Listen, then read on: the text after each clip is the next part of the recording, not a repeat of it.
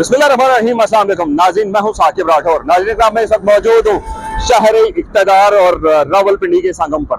हमेशा से बड़ी तारीखी अहमियत हासिल रही है फैज़ाबाद पुल को। फैज़ाबाद के उस तरफ और इस तरफ फर्क सिर्फ इतना है कि वहां से आने वाले यहाँ इक़्तिदार के ऐवान में बैठते हैं। लेकिन इलेक्शन के नताइज के ऊपर बात करेंगे। इलेक्शन के नताइज आज तीसरा दिन है और अभी तक जो मौसूल हो रहे हैं उसमें कौमी असम्बली के काफ़ी सारे हल्के जो इस वक्त मौसूल हो चुके हैं और चंद ऐसे हल्के रह चुके हैं जिनके रिजल्ट आना अभी बाकी है। गुज़श्ता 3 दिन से इलेक्शन कमीशन के अंदर मौजूद थे। इलेक्शन कमीशन की हर वो खबर जो नई आने वाली थी वो आप तक शेयर करते रहे और उसके बाद फिर कुछ वक्त हुआ और इंतखाबी नताइज का जिसको कहते हैं कि एहसास बदल गए, जज्बात बदल गए और उसके बाद फिर वही हुआ। जिनको वोट डाले गए वो नहीं जीते, जिनको वोट डाले गए वो नहीं जीत पाए और जिन्होंने वोट डलवाए वो जीत गए।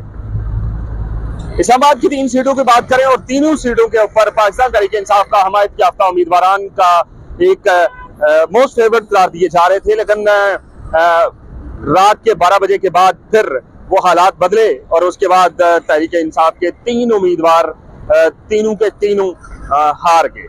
हालांकि ये सीटें अगर देखी जाए तो इमरान खान के दौर से लेके इमरान खान यहाँ से जीते, यहाँ से अली अवान जीते, यहाँ से असद उमर जीते, यहाँ से पाकिस्तान तहरीक इंसाफ की हमायत याफ्ता उस वक्त पाकिस्तान तहरीक इंसाफ में थे खुर्रम नवाज, वो जीते और उसके बाद फिर दोबारा ज़िमनी इंतखाबात होने के बाद अली अवान इमरान खान की सीट के ऊपर जीते और फिर इक़्तिदार में पहुंचे।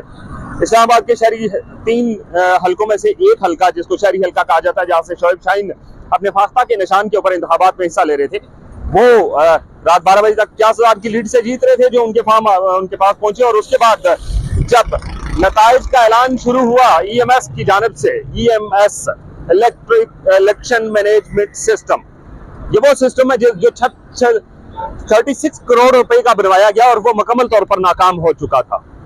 ये रात 12 बजे की बात है। अब उस वक्त तक हम इंतजार में थे कि नताइज आएंगे और रात तक पहुंचाते रहेंगे। लेकिन 3:30 बजे स्पेशल सेक्रेटरी इलेक्शन कमीशन ने जब ऐलान किया और उसके बाद जब हमने वजह जानने की कोशिश की कि ये इंतखाबात के नताइज क्यों बेताखीर से आ रहे हैं, तो उनका ये कहना था कि इंतखाबात के नताइज EMS सिस्टम की खराबी के बायस आ रहे हैं। अब खराबी क्या थी? इंटरनेट की सहूलत ना होना। जब इंटरनेट की सहूलत के बारे में स्पेशल सेक्रेटरी से जब बात की तो उनका ये कहना था कि इलेक्शन कमीशन का जो सिस्टम है वो कनेक्टेड है इंटरनेट से, जबकि उससे कबल हमें ब्रीफिंग में बताया गया कि इलेक्शन कमीशन का जो इलेक्शन मैनेजमेंट सिस्टम है वो ऑफलाइन काम करेगा। जब हमारी IT एक्सपर्ट्स के साथ बात हुई, IT एक्सपर्ट्स का ये कहना था कि जो कोई भी ऐसा सिस्टम मौजूद नहीं है, सॉफ्टवेयर मौजूद नहीं है जो ऑफलाइन काम करे। लेकिन इलेक्शन कमीशन बजिद था कि ऑफलाइन काम करने वाला EMS जिसको 36 करोड़ रुपए उसके ऊपर खर्च किए गए, वो जब हमारे सामने आया हमने देखा कि वो एक गूगल शीट थी जिसके ऊपर नताइज का ऐलान होना था। अब आधे इंतखाबात की जानब NF46 से आमिर बोगल जीत रहे थे, हार गए। NF47 से शोएब शाहीन जीत रहे थे, हार गए। NF48 से पाकिस्तान तहरीक इंसाफ के हमायत याफ्ता आजाद उम्मीदवार अली बुखारी एडवोकेट जीत रहे थे, हार गए।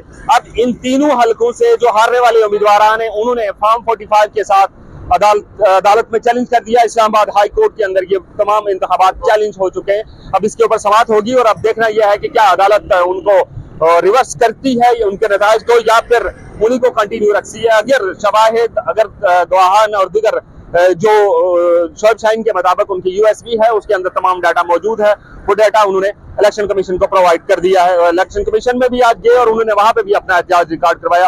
रात के 3 बजे तक शोएब शाहीन, आमिर मुगल और अली बुखारी RO के दफ्तर के सामने मौजूद हुए। उसके बाद वहां से उनको शिफ्ट किया गया, उनको बता दिया गया कि इंतखाबात रिजल्ट जो है वो हमने इलेक्शन कमीशन को भेज दिए गए। अब आते हैं इलेक्शन कमीशन के ऊपर।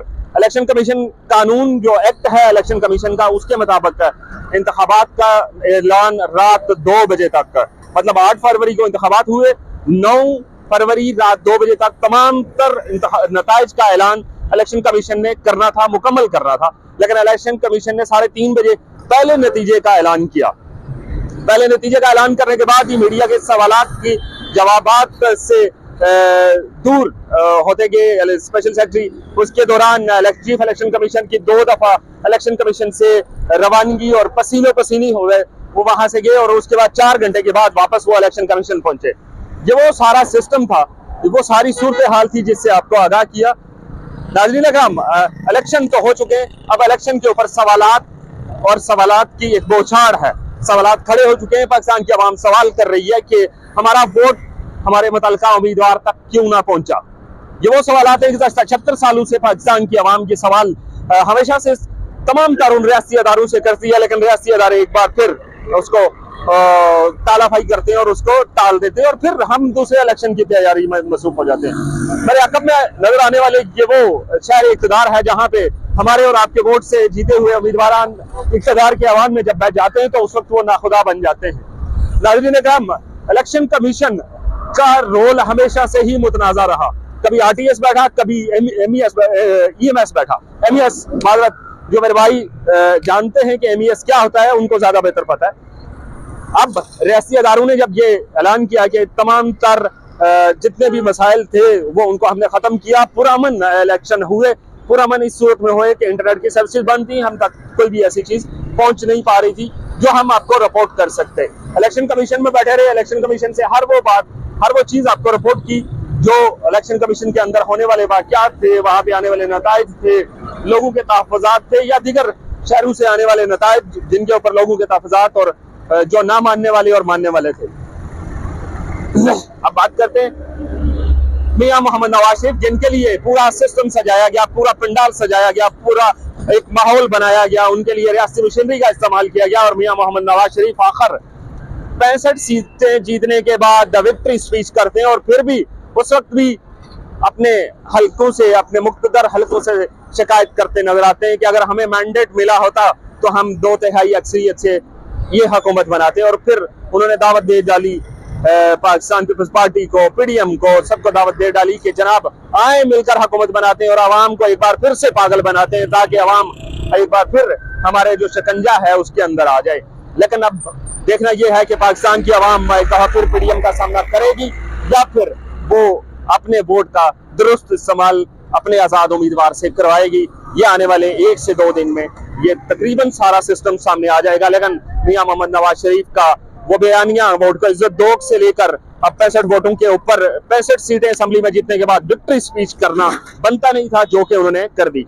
इस वक्त भी आजाद उम्मीदवार पाकिस्तान तहरीक इंसाफ की हमायत याफ्ता जो आजाद उम्मीदवार है वो 100 के करीब नेशनल असेंबली के अंदर पहुंच चुके हैं। केपी उन्होंने लैंडस्लाइड विक्ट्री हासिल कर ली, पाकिस्तान पीपल्स पार्टी ने सिंध में लैंडस्लाइड विक्ट्री हासिल की और पंजाब से मियां मोहम्मद नवाज शरीफ जीते।